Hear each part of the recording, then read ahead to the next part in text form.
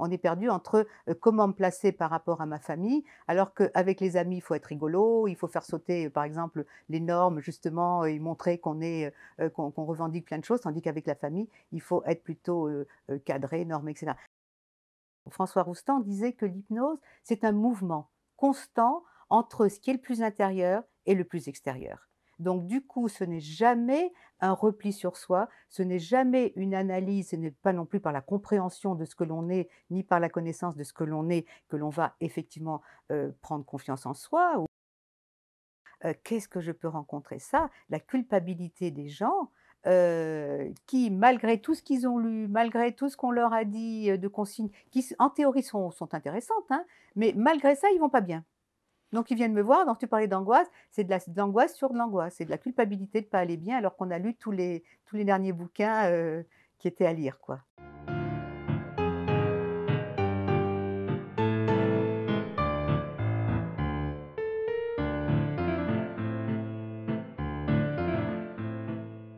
Bonjour, bienvenue dans Dialogue. Aujourd'hui, je reçois Nicole Prieur pour parler de comment avoir confiance en soi. Bonjour Nicole Prieur. Bonjour. Avoir confiance en soi, c'est vraiment une question importante pour beaucoup d'entre nous. Je pense que Mmh. on se rend compte dans toutes les études que ce dont souffrent beaucoup les gens, c'est un manque de confiance en eux. Mmh mh. C'est vrai pour les adultes, c'est aussi beaucoup vrai pour les adolescents. Mmh. Donc c'est une question. Alors, on va essayer de montrer qu'est-ce que c'est avoir confiance en soi, et puis on essaiera d'explorer pourquoi votre approche vraiment singulière, je dirais dans mon langage, voilà, ça c'est une approche qui marche. Mmh.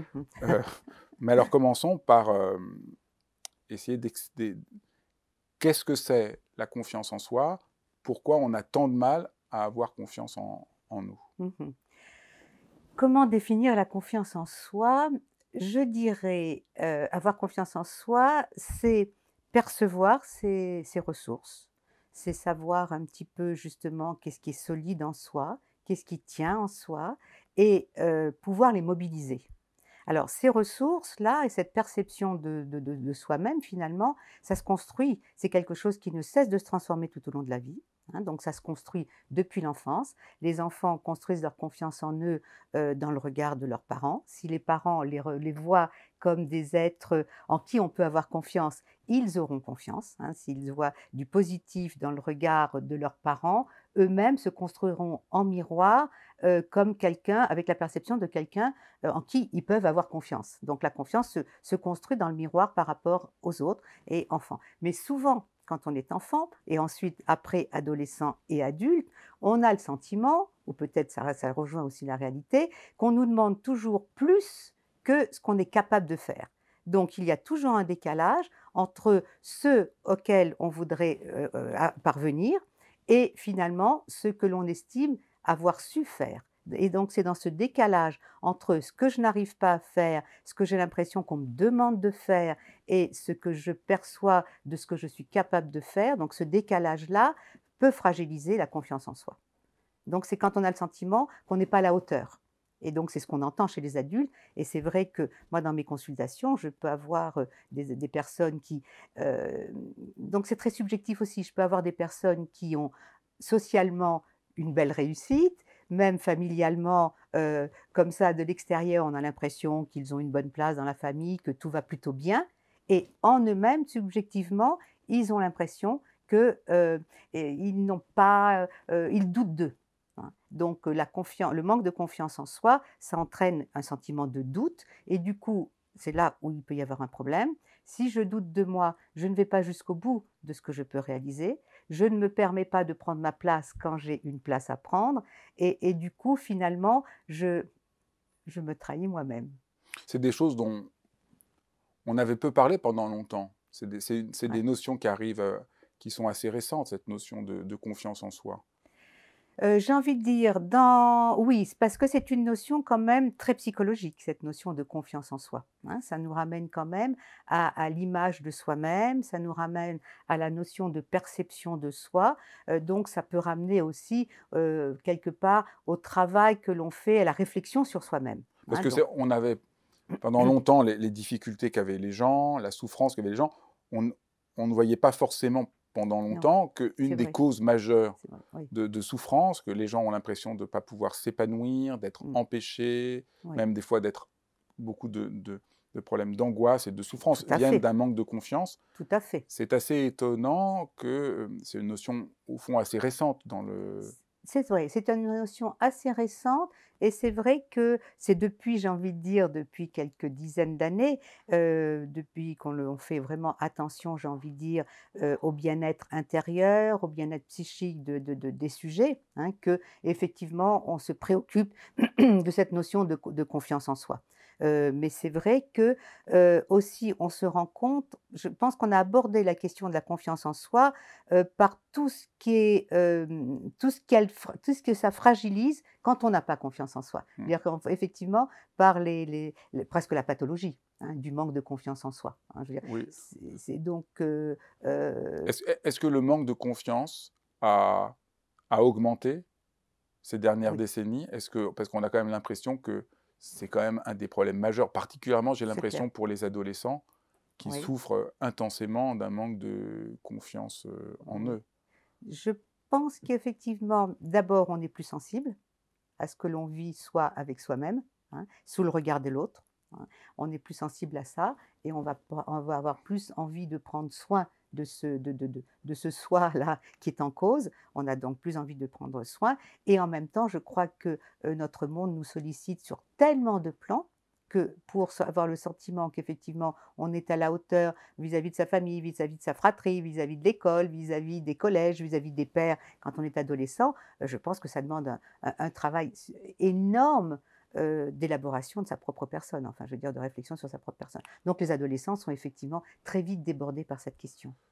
Moi, j'ai l'impression, je ne sais pas si vous partagez ce point de vue, que tu partages ce point de vue, que euh, la, la- le poids de la norme Oui, sociale s'est énormément accru. tout à fait. Voilà, il faut qu'on rentre dans la norme, il y a une pression énorme Mmh. qui fait que les gens sont coupés de ce que tu disais, de leurs Mmh. propres ressources, Mmh. et Mmh. qu'au fond, savoir qu'on a des ressources, on ne les voit pas, On les voit savoir moins. les mobiliser, on ne les voit pas. Mmh. Et Mmh. j'insiste là-dessus parce que le travail que tu proposes dans ce coffret, Mmh. Mmh. c'est vraiment retrouver nos propres ressources. Tout à fait.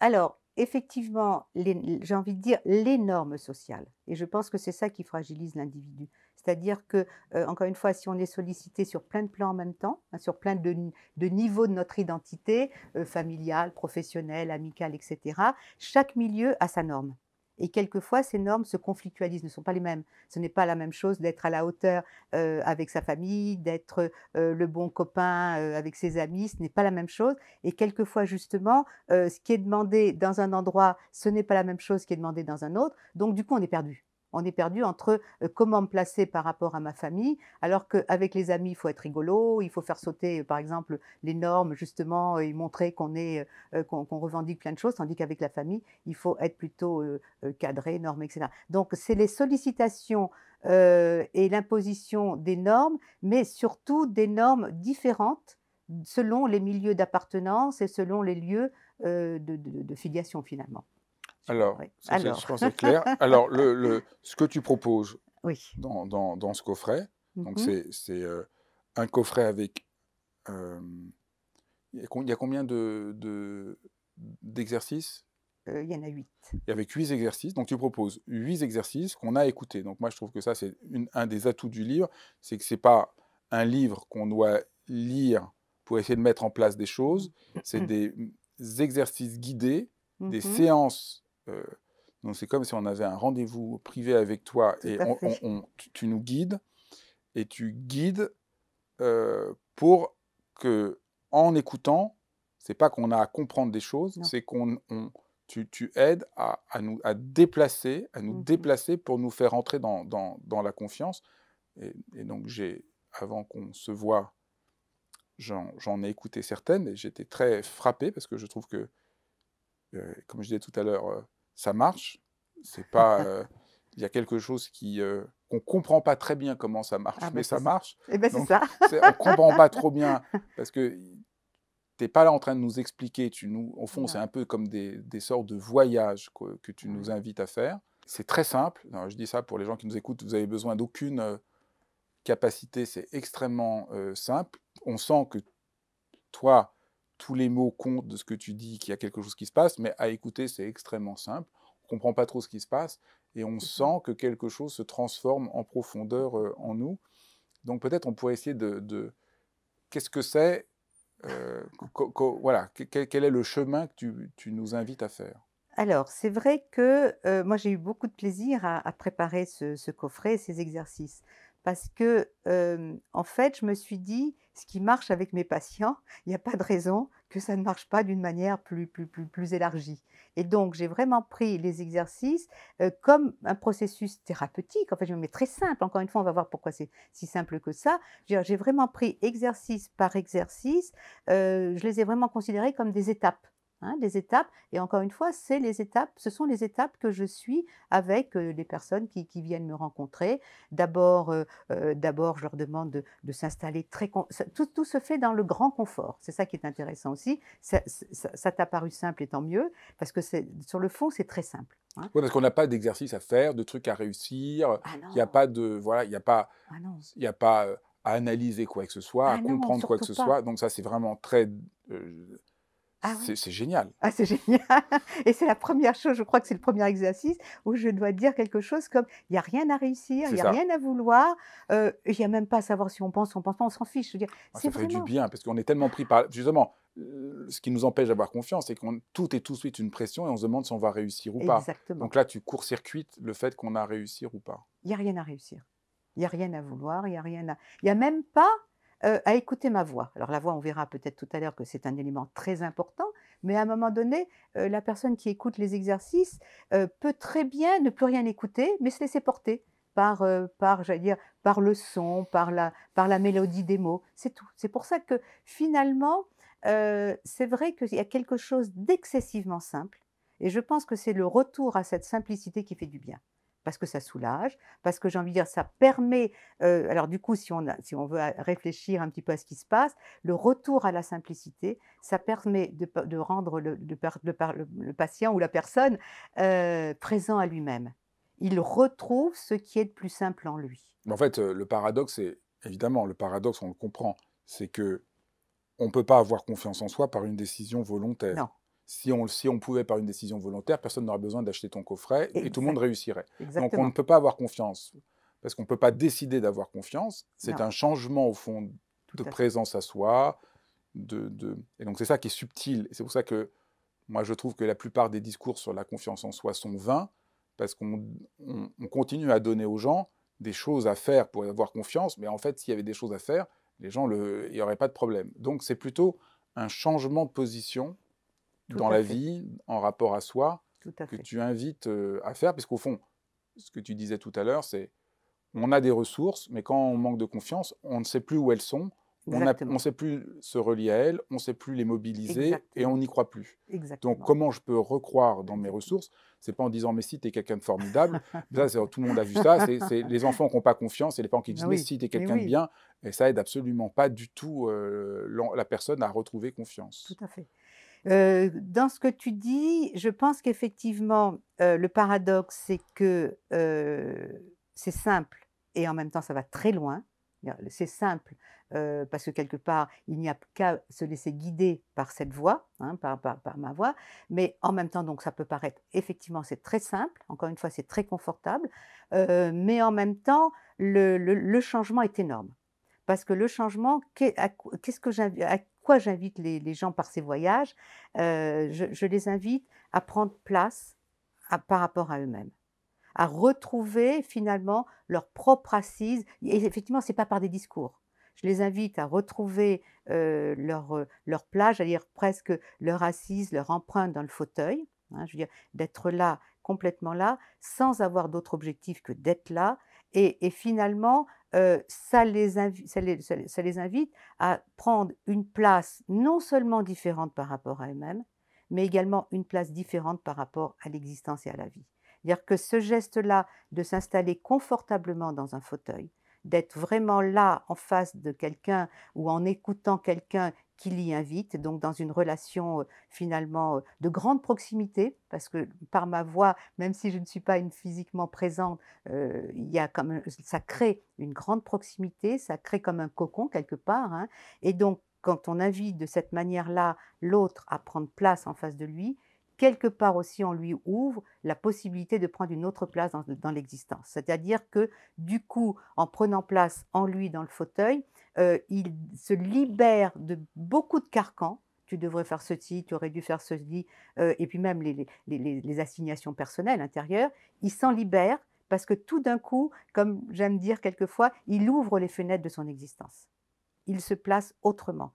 Ce genre d'exercice-là montre finalement beaucoup de relativité, hein, et finalement, on met à distance, en étant porté par cette voie, on met à distance les assignations extérieures et ses propres contraintes personnelles, et cetera. Il y a quelque chose qui s'ouvre. Donc on lâche, en fait, ce que tu dis, c'est par l'exercice, on lâche toute la pression qu'on se Oui, met soi-même et extérieure oui, pour revenir à un autre rapport à soi tout à fait. qui est plus ordinaire, plus originaire, plus simple, plus profond. Plus profond. Parce que finalement et ça passe par le corps, ça passe par la présence que l'on peut avoir dans son corps et finalement par cette présence-là, quand je t'entends, je pense qu'effectivement, ça signifie que, on c'est ce que j'essaye un peu de faire, hein, on redevient un élément du monde vivant. Enfin, je veux dire, on redevient tout simplement un être vivant dans l'immensité du monde. Et du coup, la parole parentale qu'on a pu entendre, les certaines assignations, ou de l'amoureux ou et cetera, ça se dilue un petit peu.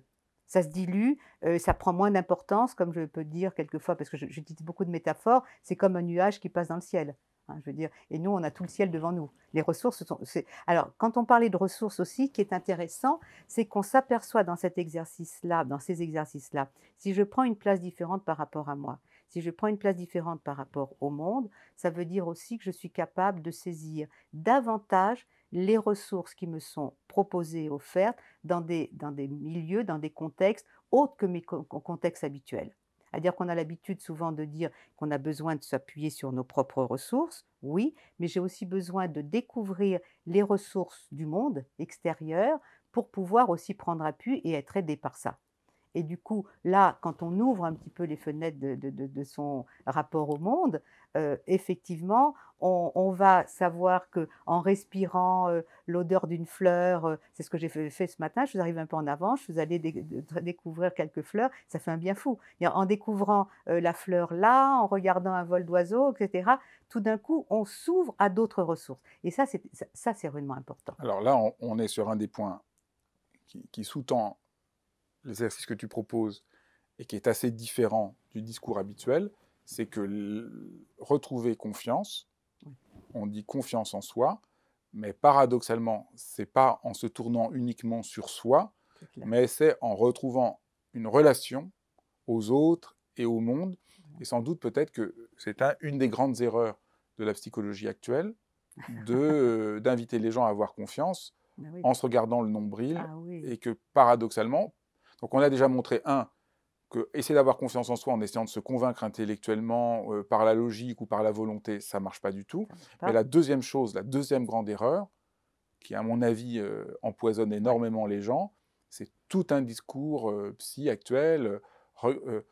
Dites-vous que vous êtes quelqu'un de formidable, regardez-vous le nombril pour que vous êtes quand même quelqu'un de bien. Et en Mmh. fait, tout ça, ça ne marche pas.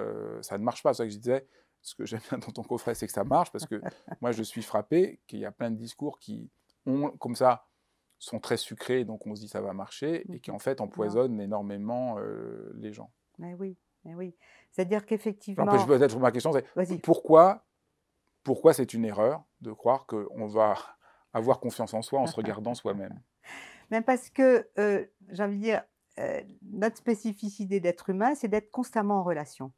Donc si on ne travaille pas cette relation, alors se soucier du soi, oui, mais se soucier du soi en relation avec l'autre. C'est-à-dire que la vraie question, c'est comment être au mieux de sa forme quelque part, au plus profond de ses aptitudes, de ses ressources, quand je suis avec l'autre. Comment, dans la présence de l'autre, ne pas perdre ce que je suis et ne pas perdre mes propres ressources. Du coup, des exercices comme je peux proposer dans l'hypnose, l'hypnose, le maître qui m'a formé c'était François Roustan et François Roustan disait que l'hypnose, c'est un mouvement constant entre ce qui est le plus intérieur et le plus extérieur. Donc du coup, ce n'est jamais un repli sur soi, ce n'est jamais une analyse, ce n'est pas non plus par la compréhension de ce que l'on est, ni par la connaissance de ce que l'on est, que l'on va effectivement, prendre confiance en soi ou défi de dire être soi-même.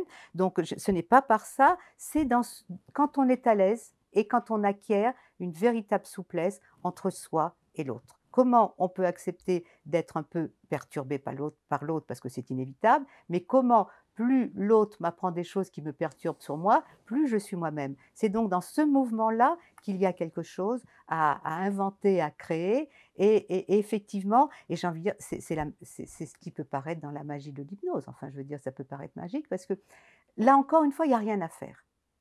Heu, je peux alors je peux donner peut-être là, je peux peut-être expliquer sur ce ne rien à faire. C'est-à-dire que et ce rapport au corps. Heu, on parlait des enfants. Les enfants, il y a de plus en plus d'études de neurosciences et même, bien avant, qui montrent que les enfants avant l'apprentissage du langage, donc avant l'âge de 18 mois, ont déjà une perception d'eux et du rapport d'eux aux autres. Hein. Que ce rapport intersubjectif avec les autres est déjà bien institué avant que le bébé, que les enfants ne comprennent le sens du langage. Et c'est ce qu'ils ont appelé, alors voilà, c'était intéressant, c'est que c'était à la fois une notion mise en place par les neurosciences, mais qui était un concept aussi philosophique, la notion de configurer son monde. Hein, donc voilà. Et l'hypnose nous permet, quand on interpelle la personne qui est en face de soi, au travers, enfin, quand on sollicite ses sens, sa sensorialité, quand on parle un langage qui ne parle pas à la tête, au mental, mais qui parle à son corps, parce que dans les exercices, effectivement, ce qui peut paraître très simple, c'est qu'on va parler de ce qui nous fait du bien au niveau de nos 5 sens, voir des belles images, entendre des bons sons, etc. Donc quand on sollicite cette sensorialité, on réactive ce processus et cette aptitude de reconfigurer son monde. C'est-à-dire que dans une transe, dans un exercice d'hypnose, quand je dis à quelqu'un, «Laissez-vous, porter par les nuages, par, les bonnes senteurs, par le goût de café qui vous vient» et cetera. Quand je sollicite sa sensorialité, en fait, je réactive ce principe neurologique de trouver sa place dans le monde et de savoir comment se placer par rapport aux autres. Je ne sais pas si c'est clair? C'est clair, je pense que c'est ça qui se passe, c'est-à-dire, on ne comprend pas ce qui se passe, Oui, tu c'est ça. guides et en étant guidé, c'est très simple, il y a des images qui sont proposées et puis on est libre par rapport à ça Mmh. et en faisant ça, notre place dans le monde et notre manière de nous relier est remis en mouvement et remis en vie. Voilà, il Exactement, y a quelque chose qui était bloqué. Au fond, l'idée, c'est on n'a pas confiance en nous parce qu'il y a quelque chose qui s'est bloqué bien sûr. et l'exercice permet de C'est ça, débloquer là c'est où ça. c'était bloqué. Et donc, on voit bien qu'on ne peut pas, par la volonté ou en se regardant soi-même, se débloquer, puisque si on est bloqué, c'est qu'on n'a pas vu comment on était bloqué. Donc, il Tout à faut fait. changer plus amplement. On pourrait dire que habituellement, on veut réussir à avoir confiance en travaillant dans cet espace-là. Ouais. Et toi, tu Ah oui, penses que c'est pour ça. avoir confiance, c'est en réouvrant, comme tu disais, les portes et les fenêtres, en mettant comme ça, que d'un seul Oui, coup, la confiance, mais oui. elle vient voilà, c'est beaucoup plus ordinaire. Elle vient parce qu'on prend une autre place, parce qu'on se laisse, j'ai envie de dire, être inspiré, hein, je veux dire, on se laisse être inspiré par plein de choses autour de nous qu'on n'avait pas vues. Quand on est fermé sur notre noyau, personnel et ben, on voit pas tout ce qui se passe. Donc là, on se laisse être j'ai envie de dire, on se laisse être touché par beaucoup de choses et ce fait d'être touché va réactiver nos ressources et va réactiver ce principe-là de reconfigurer notre monde. C'est-à-dire qu'effectivement, sans cesse alors c'est vrai que le fondement là, c'est une conviction que, il n'y a pas de destin psychique. Ce n'est pas parce que j'ai pas eu de confiance en moi jusqu'à présent que je n'en aurai pas et que, une rencontre, des événements peuvent booster ça, hein. Ça, Dire c'est ça, effectivement, c'est toujours boostable, on peut dire. c'est clair, on n'est pas du tout enfermé par notre histoire, Et au fond, tu montes ce qu'on appelle beaucoup aujourd'hui la résilience. Mmh. Euh, Au fond, il y a une vraie... C'est un peu surprenant parce qu'on voit que la résilience ou une forme de guérison est à la fois plus simple qu'on ne croit, mais demande extrêmement de finesse par Ah rapport oui. à ce qu'on a montré comme les pièges qui entravent le discours actuel. Et oui, mais oui, parce que j'ai envie de dire, tu vois, en t'écoutant, je me dis, dans le discours actuel, peut-être même dans le discours psy, il y a trop de mots et il y a trop de consignes. On n'a pas de confiance en soi parce qu'on est soumis à trop de consignes. Si Et on en beaucoup d'exercices surajoute, psy donnent beaucoup de consignes pour réussir à et oui, avoir confiance. mais oui, Et donc dès qu'il y a une mais consigne, c'est au ça. fond, on met du vinaigre sur la plaie d'une certaine Eh bien manière. oui, quelque part, on a et surtout, du vinaigre sur la plaie parce que du coup, qu'est-ce que je peux rencontrer ça? La culpabilité des gens, qui malgré tout ce qu'ils ont lu, malgré tout ce qu'on leur a dit, de consignes qui en théorie sont intéressantes, hein, mais malgré ça, ils vont pas bien. Donc ils viennent me voir, donc tu parlais d'angoisse, c'est de l'angoisse sur de l'angoisse, c'est de la culpabilité de pas aller bien alors qu'on a lu tous les derniers bouquins, qui étaient à lire, quoi. Donc, tu es psychothérapeute, mais ta position est assez singulière parce que tu as quand même une vision assez critique sur la psychologie habituelle aujourd'hui. Mais Est-ce que oui. quels sont les points de ta critique? Alors, il faut dire que et quand je me présente, c'est toujours ça, j'ai une formation de base de philo. En plus, j'ai commencé mes études de philo, c'est pas d'hier, en 68 à la Sorbonne, donc je veux dire, il en reste des traces quand même quelquefois. Et c'est vrai que tout mon travail de psy, de thérapeute, familial, d'enfant, d'adolescent, d'adulte, peu importe, tout mon travail psy, j'ai envie de dire, a été sous-tendu par un certain nombre, de points de vue philosophiques qui me tiennent à cœur, hein. Je veux dire justement, l'importance, de l'existentiel, c'est-à-dire que, quand aussi quelqu'un ne va pas bien, au lieu d'aller voir, qu'est-ce qui, dans son surmoi, qu'est-ce que c'est dans l'inconscient, alors encore une fois, j'en tiens compte bien sûr, qu'est-ce qui l'empêche? Je ne me contenterai pas de ça, mais je verrai quel est son rapport à la vie. Monsieur, madame, comment vous vous sentez? Quand est-ce que vous vous sentez vivant? Et j'irai chercher ça et j'irai effectivement, quelque part, le réconcilier d'abord avec l'existentiel, d'abord avec la vie et à partir de là, les changements par rapport à la famille, par rapport à la mère, par rapport aux figures parentales, par rapport à l'amoureux et cetera, ça va se réguler. Mais d'abord voilà, donc si tu veux Ça, c'est clair qu'on donc voit bien dans les exercices que c'est d'abord ça que tu proposes. c'est ça et On il se faut remet en rapport à la vie, on se réconcilie avec par où on est vivant, tout à fait, et c'est par là que les choses changent plutôt qu'affronter tout à bille en fait. tête le problème qu'on a avec je ne Voilà sais quoi. et c'est vrai que pour moi, la psycho, hem, c'était un pas énorme dans la compréhension des choses. Mais Mhm. les changements, selon moi, ne viennent pas par la compréhension.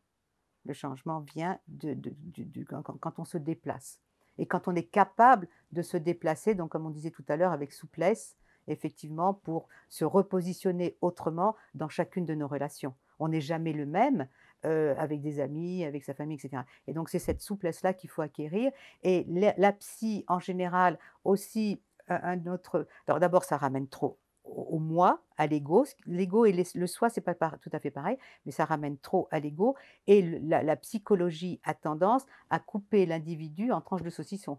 À dire qu'on comprend bien l'enfant de 0 à 6 ans, mais après on va parler de l'adolescent et on n'analyse pas souvent, comment un âge ou comment un cycle de vie a comme importance, enfin, a comme incidence sur le prochain et on n'analyse pas souvent, j'ai envie de dire, la temporalité des choses, hein, et du coup, je trouve que encore une fois, la psy nous a apporté beaucoup de compréhension, mais elle limite aussi, cette ouverture, heu, quelque part au monde, hein, je veux dire, voilà et c'est vrai que j'ai trouvé ça dans la philosophie et j'ai trouvé peut-être dans la philosophie la conviction, qu'on peut sortir des déterminismes, hein. Je pense que, ce qui est sous-jacent à toute ma pratique, c'est: «OK, on ne se contente pas de ce qui nous est tombé dessus jusqu'à présent».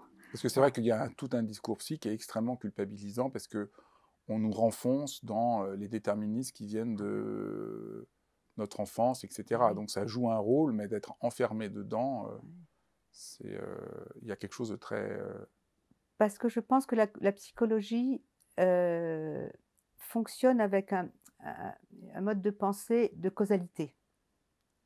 Parce que vous avez eu cette enfance-là, parce que vous avez eu ce père-là, c'est normal que ou c'est voilà, que vous ayez tel ou tel problème. Je veux dire, il y a un rapport de causalité qui enferme. Alors qu'effectivement, on a pu avoir un père comme ça, mais on peut très bien, changer de perception ou changer de regard par rapport à ce père-là, ou même changer de place. Il était peut-être autoritaire, mais rien ne m'empêche à 15, 16, 17 ou 18 ans de le considérer comme autrement et de trier dans son autorité ce qui est à prendre ou pas, donc prendre une liberté, hein, donc effectivement, ce n'est pas parce qu'on a eu un père comme ceci que je serai condamnée à être comme cela, hein, donc je et ces exercices-là qui, comme tu le disais tout à l'heure, sollicitent l'imaginaire. Je pense que l'imaginaire aussi nous propose, 1000 et une façons de nous placer autrement, voilà. Donc effectivement, ce que je propose, c'est un peu différent du modèle psy qui qui qui qui qui propose des solutions. Moi, je ne propose pas de solution. J'essaye d'inviter le patient, comme disait Erickson, il y a que le patient qui connaisse, effectivement, quelle est la bonne solution. Donc j'essaye, de voir dans mes rencontres, comment, la personne qui va écouter l'exercice peut mobiliser sa propre imagination pour aller parce qu'on a beaucoup plus d'imagination que ce qu'on croit, pour aller inventer ce qui va lui faire du bien. Mais alors, il va pas l'inventer en y pensant, il va l'inventer justement en se laissant porter par, des exercices très agréables à écouter. Alors peut-être il faudrait dire un mot de... Parce que tu as mentionné que tes exercices sont nourris de ta connaissance de l'hypnose. Mmh. Parce que hypnose, en général, les gens ont souvent plein de préjugés, de préconceptions, et l'image de l'hypnose, au fond, je ne suis pas sûr que le mot hypnose, pour ceux qui ne connaissent pas très bien, ça puisse les aider à comprendre ce que tu fais. Donc peut-être on pourrait Mmh mh. expliquer un tout petit peu, Mmh. euh, Oui, parce qu'en l'hypnose, ça fait un peu peur, on a l'impression bien que c'est un peu une sûr. forme de manipulation, on Mmh. on pense beaucoup à l'hypnose de foire, Oui, au oui. truc, donc ça n'a rien à voir du tout avec ça. Donc Ah, pour ceux pas du qui tout. connaissent pas, l'hypnose, c'est pas du tout ça. Non, pas du tout. C'est au contraire, contrairement à l'image effectivement un peu négative que l'on peut avoir, c'est vraiment, heu, réouvrir la liberté de l'individu qui va écouter les exercices. C'est-à-dire lui dire: «Laissez-vous, porter par quelque chose de très agréable, vous allez vous étonner vous-même, parce que vous allez pouvoir inventer des nouvelles manières d'être» et effectivement, hem comme le disait François Roustan, on reste au seuil de la liberté de l'autre. C'est-à-dire que ce n'est pas moi qui vais dire et suggérer, le changement à la personne qui va écouter. Dans les exercices, en plus, je ne connais pas les personnes qui vont écouter les exercices. Donc, je ne peux que, inviter l'autre à, laisser, son corps qui a trouvé du plaisir et du confort dans le fauteuil, à inviter l'autre à ce que son corps l'amène à mettre en place des comportements qui vont lui faire de plus en plus de bien tous les jours. Donc ce n'est pas moi qui donne la solution. Donc ce n'est pas moi qui vais imposer quoi que ce soit à l'autre. Donc effectivement, c'est une hypnose parce que ça sollicite l'imagination, que ça sollicite le corps, comme on l'a dit tout à l'heure, la sensorialité, parce que ça mène à un changement, un déplacement de perception, mais surtout, c'est une hypnose très libre et c'est l'hypnose ericksonienne quand même, c'est une hypnose très libre qui laisse le patient régler ce qu'il a à régler. Ce n'est pas moi qui vais lui dire ce qu'il a à régler. Alors c'est quoi l'hypnose dans ce cas-là? C'est quoi? C'est là, on pourrait dire, en tout cas, dans ce coffret, c'est une certaine manière de faire confiance à la parole qui crée une relation.